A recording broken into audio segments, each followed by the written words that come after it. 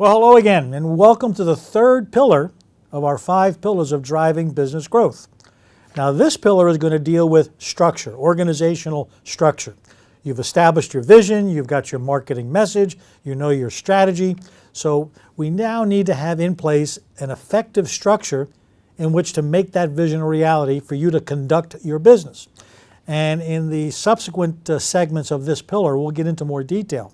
So this first segment, let's just kind of look at a 30,000 foot level of what exactly we mean by structure. And I've got some notes that I want to go through. Your structure should be, while it's freestanding, an organization chart, all of the boxes on that chart need to be related to each other and they need to be supportive of each other. We don't want an organization chart with a whole bunch of independent, disconnected islands, if you will, little fiefdoms. You want to have your team coordinated, working together to achieve whatever outcomes to make your vision a reality.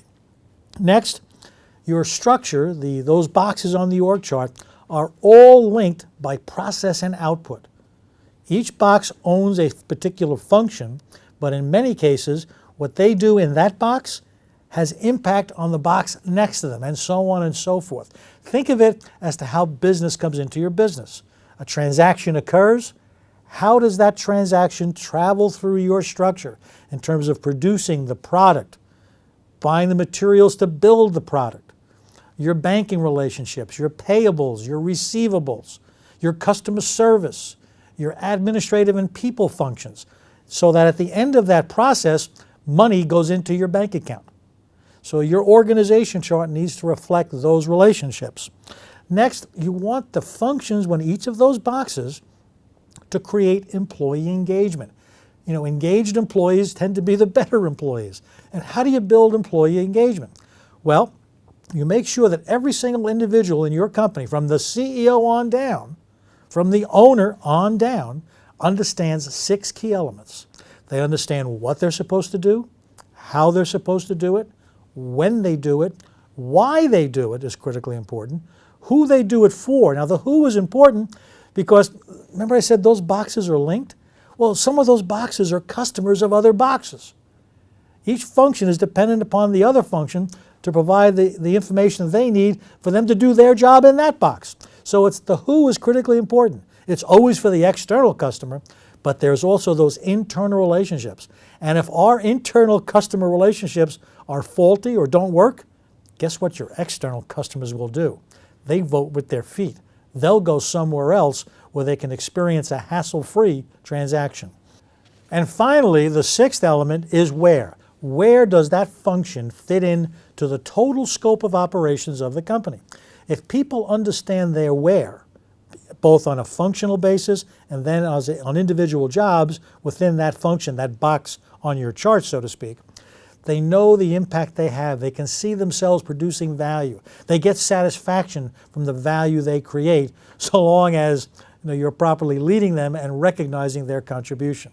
So again, within each of those functions and the positions within those major functions, what to do, when to do it, how to do it, why they do it, who they do it for, and where it all fits in. Next is, in order for your organization, your structure to function efficiently and effectively, there needs to be a level of consistent quality communication up and down the organization and across the organization so that everyone is on the same page at the same time. And you as the CEO or as the owner need to charge those folks who directly report to you to make certain that they are practicing quality communication. You need to lead by example. And last but not least, each of the functions in your organization need to be clear on their essence. Why does the job exist? What is the contribution that job makes to the company and your customers? And finally, what needs to permeate your entire organization, that no matter whether they're serving an internal customer or an external customer, we are demonstrating value. Value is the key operative word. People will pay for value. Remember that as you define your customer experience. So in this segment, now what I want you to do is take a look at your current organization chart. And I want you to be a consultant to yourself right now. And I want you to identify 2 or 3 things or actions you can take to improve your current organizational structure. Maybe it's a realignment of duties.